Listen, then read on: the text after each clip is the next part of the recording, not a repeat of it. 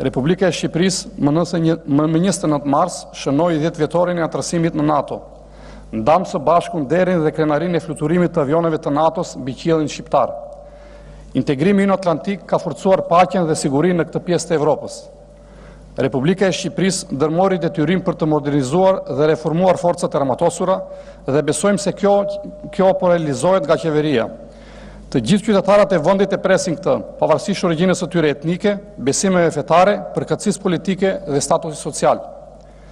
Betet të gjithë së bashku të përshkojmë rrugën drejt integrimit evropian për aderimin e Republikës së Shqipërisë në Bashkimin Evropian.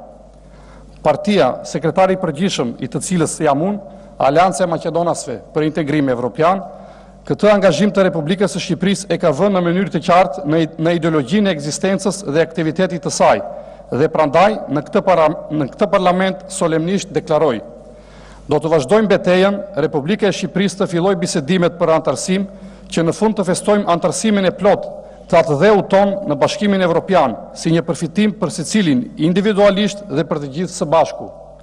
Integrimi evropian është një angazhim i përbashkët i të gjithëve në Shqipëri, për shqiptarët, grekët, maqedonasit, vllehët, romët, egjiptianët, serbët, malëzezët dhe bosnjakët. Të nderuar deputet, vitin e kaluar Bashkimi Evropian na dha një rekomandim të kushtëzuar për hapjen e negociatave për anëtarësim.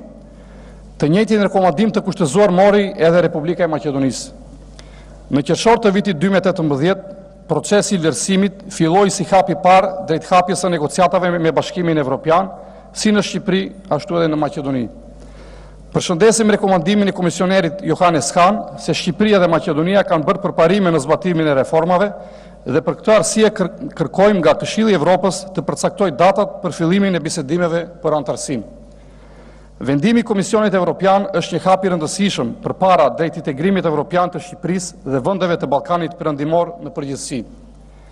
Na pret punë ambicioze dhe gjithëpërfshirëse. Duhet të merren parasysh të gjithë fushat e përfshira në 35 kapituj. Janë të nevojshme bisedime midis qeverisë dhe opozitës. Është e dëshirueshme përfshirje të gjithë pakicave kombëtare dhe shoqërisë shqiptare në tërësi, si për një qëllim të përbashkët që na përket të gjithëve. Shpresojmë se do arrihet marrëveshje me Greqinë mbi kufi detar dhe respektimin e të drejtave të minoriteteve në Shqipëri për të përshpejtuar hapat për integrimin në Bashkimin Evropian. Marrëdhëniet e fqinjësisë së mirë janë kriter për integrimin evropian dhe Republika e Shqipërisë duhet të promovojë atë politikë me të gjithë fqinjët tanë. Maqedonasit në Shqipëri dhe shqiptarët në Maqedoni janë ur bashkëpunimi dhe vëllazërie në marrëdhëniet shqiptaro-maqedonase mbi parimet themelore të së drejtës ndërkombëtare, bazuar në suvranitetin e barabartë. Angazhimi ynë strategjik është një marrëveshje për paqe të qëndrueshme dhe marrëdhënie të mira fqinjësie midis Republikës së Shqipërisë dhe Republikës së Maqedonisë.